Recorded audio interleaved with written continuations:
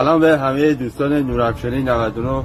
میدونم وقتی پای مراسم و جشن میاد وسط انتخاب درست خیلی مهمه، مخصوصا میخوای آسمون رو با کهکشان‌های هوایی روشن کنید.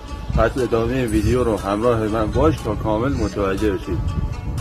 ما تو فروشگاه نورافشانی 99 بالای 49 مدل کهکشان داریم و بذار با خیال راحت و صمیمی بهت بگم که کدوم محصول و کهکشان برای شرایط جشن مناسبه.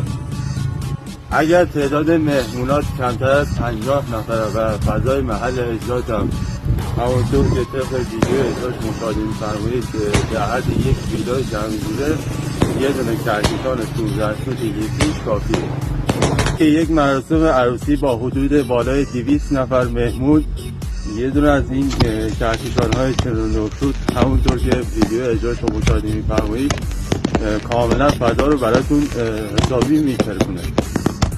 اگر بالای 300 نفر مهمون دارید و بودجه محدوده، برو سراغ کهکشان 25 فوت 1.5 اینچ چون ارتفاعش بالای 50 متر و همه رو شگفت زده می‌کنه.